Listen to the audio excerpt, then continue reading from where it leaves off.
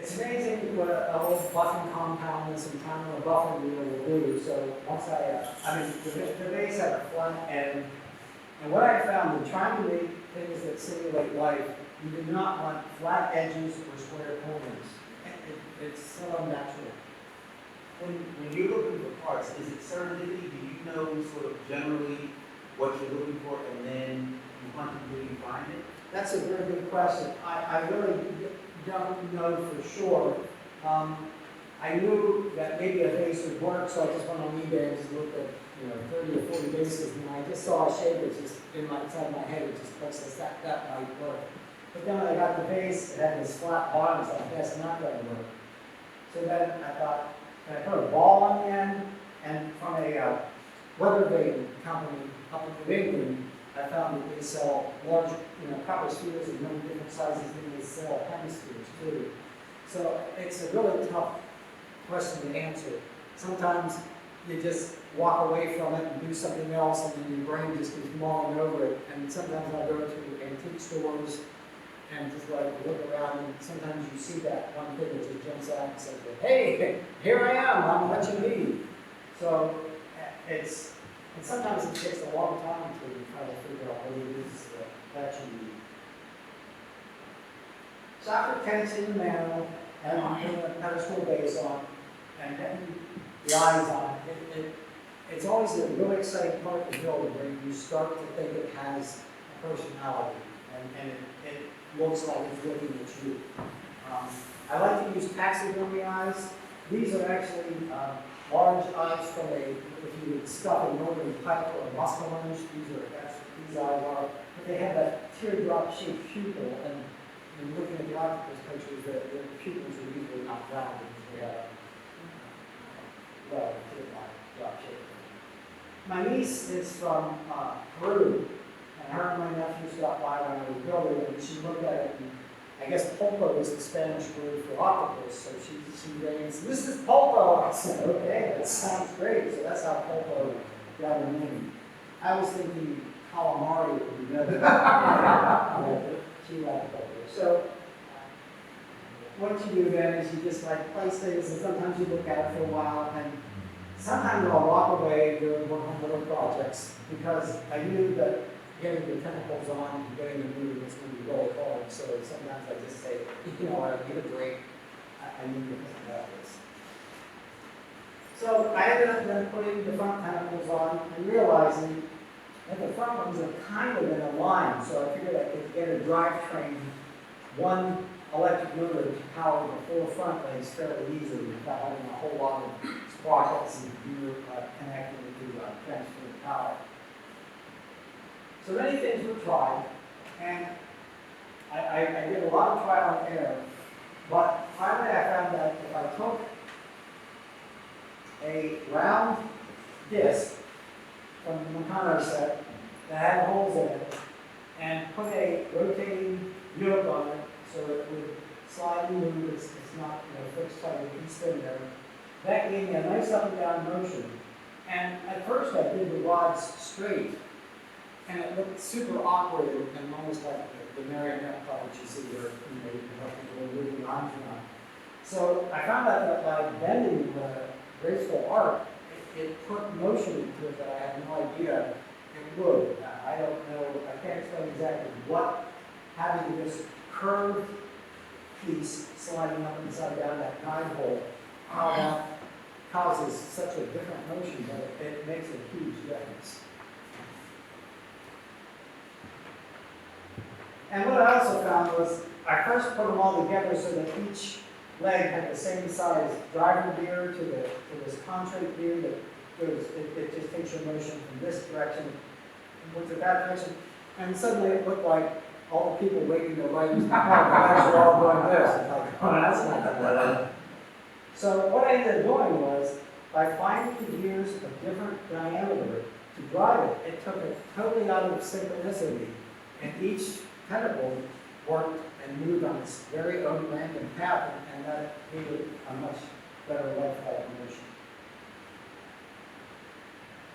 And again, I use DC motors. They're kind of noisy, but for some reason I like that noise because those wind-up motors that I really like better they give you this mechanical grinding sound when you're moving. And these motors, they have a good torque output, they're super reliable, and they kind of give you that mechanical sound that I really kind of enjoy.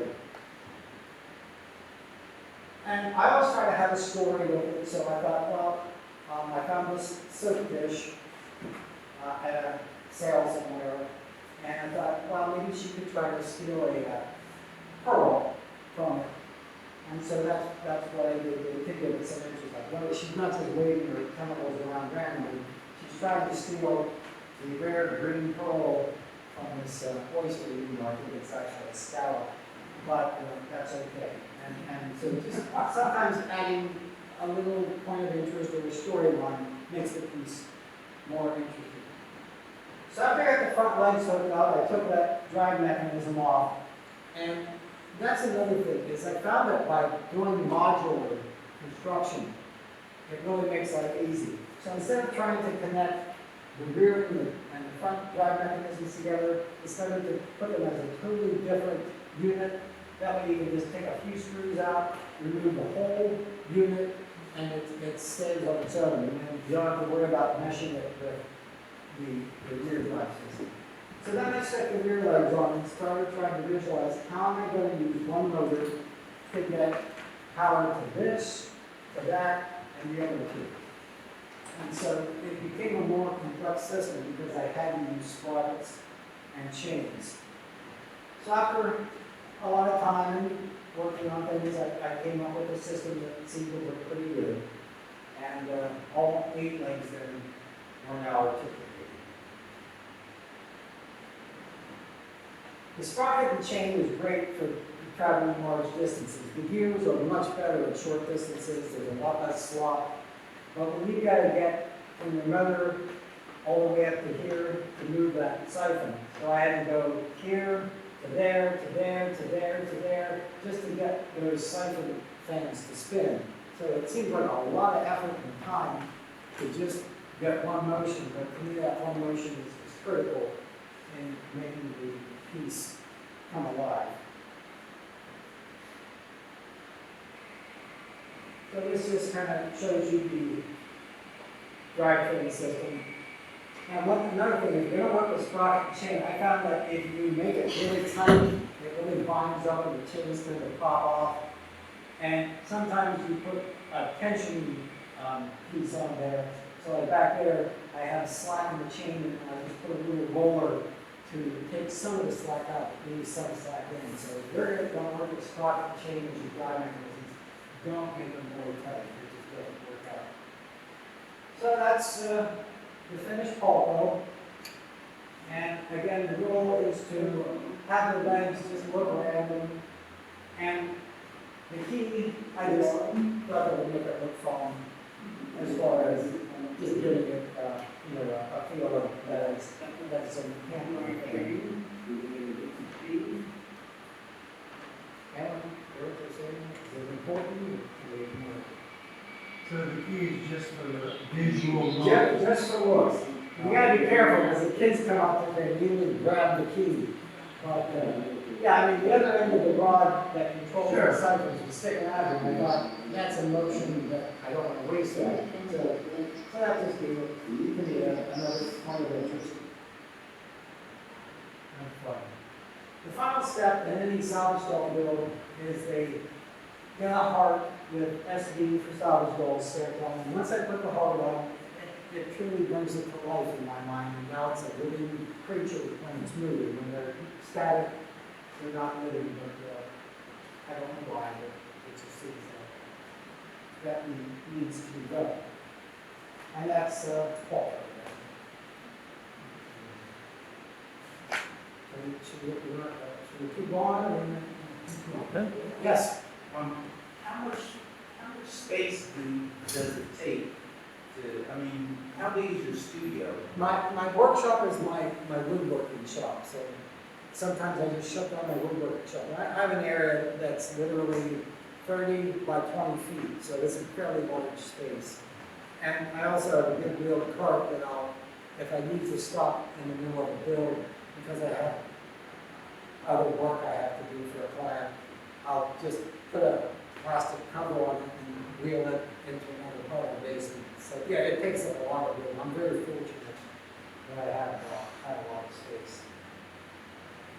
Tatsu the Water Dragon was a project that started out with the drive mechanism being the most important part. I didn't even know what was going to be the thing that was going to be driven. But my goal was to use a flywheel as a power source. Because I think of steam engines and the old machine shops where they have the giant flywheels and all the big belts that rip people's arms and legs off. I just always think that's a great deal. So Tatsu is the only automaton I built that doesn't have two motions. She only has two motions because trying to put two motions in just create too much friction and drain the power out of the flywheel a little bit too fast. So Tatsu then, I enjoy the dragon, but for me, the most important part of this is the drive mechanism. So what you do is you just bring the flywheel up to speed, and all that weight on a big heavy flywheel, I put a small one just to help it out. The inertia of it moving makes it keep going, and so even after you put a flywheel force, the stored power in the flywheel, the inertia, keeps the mouth open and closes and allows the gill flaps to move. So that particular project is all about the power source and not as much about the creature that it's power. What I'd like to do now is just show you, if you didn't get a chance to look through my book, just some of the other creatures I made. This is Abenaki Beagle, and it's got a turtle skull, because you can't get an eagle skull. You know, I am in federal prison. And I love marbles, so she carries her egg around with her. And this was part of a project that I did where I tried to make 3 different flying animals, and each animal had a different flying mechanism. The drivetrain was totally different. This one involves worm gears, so it's a very slow movement of the wings. Grail the ivory-billed woodpecker was another of the series of the flying ones, and it uses a off-center gear. I took a gear and I cut off the center post and moved it to the side so it moves in an egg-shaped motion. And what that does is that then hits levers, which then move the wings up and down. Terrence the pteranodon was built very similar to Grail, the ivory-billed woodpecker, but it has a different lever system to make the outer part of the wing flap a little more than the previous flying creature did. Chiquita the fruit bat, she's interesting, but she does just a straight flopping motion, so that was just another flying mechanism that I tried to put together. Moon the Battle Dragon is part of the Baron von Steuben series that Tara was talking about in the introduction. Baron von Steuben is I guess that's my avatar.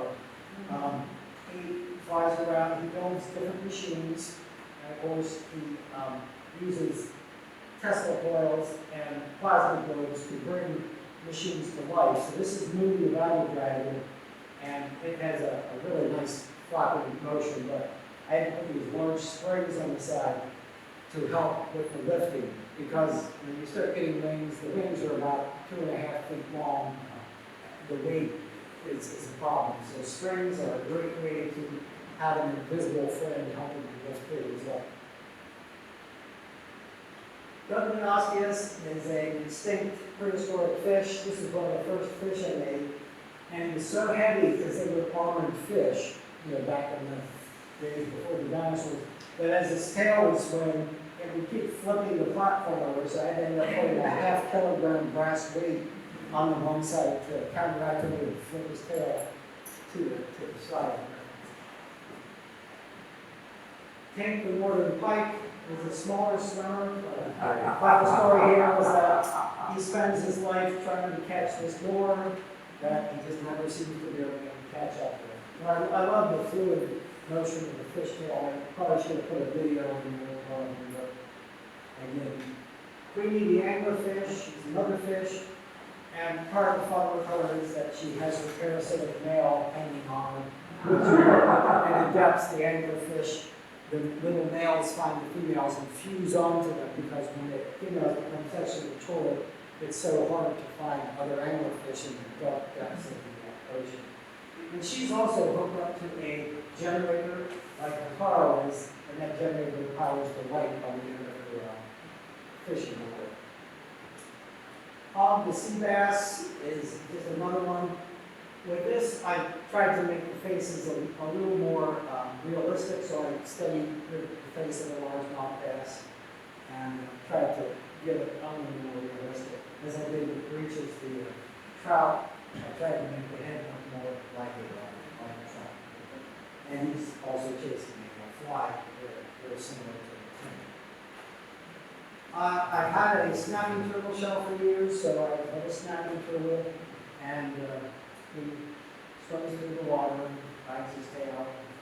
This was one of the hardest ones for me to part with. When I had a lady that I knew very well, when her husband really loved snapping turtles, and she wanted it, and I still regret letting him the snapper go.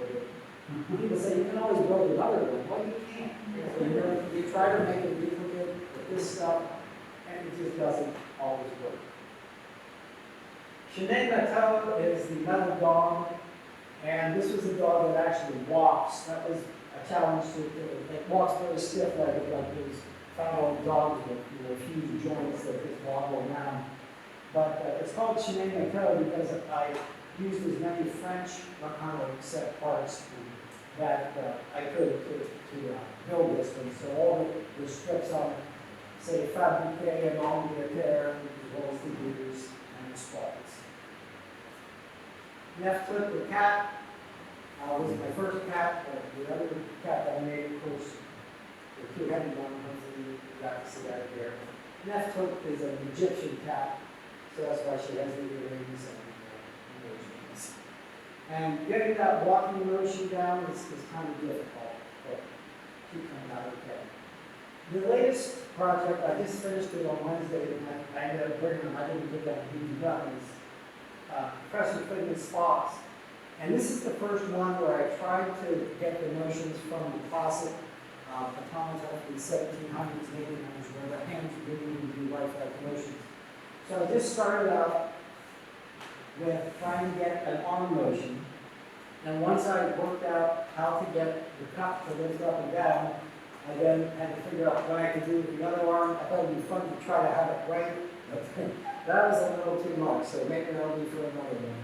So he picks up and just twists his hand looking at this octopus, and then I did have a fox ball, so that's where I did, let's make it a fox. And I couldn't got to see him, but I was really pleased with how just a weight counterbalance attached to the string and a rod pushing up and down, how I was able to look fairly lifelike with the motion.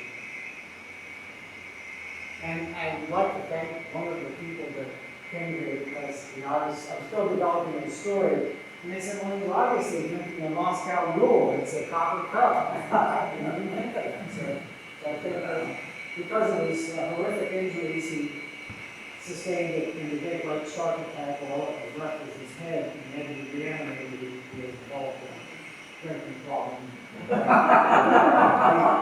He is doing his work still, but he's breaking it up. That brings us to the end of the program. I just want to show you this picture. This is probably my favorite part in any build. When it's not done, but it's starting to be recognizable that the vision is starting to become a reality. This is the tip and top with the two-headed cat, which is where the Chinese movie is. Well, thank you very much for coming to this.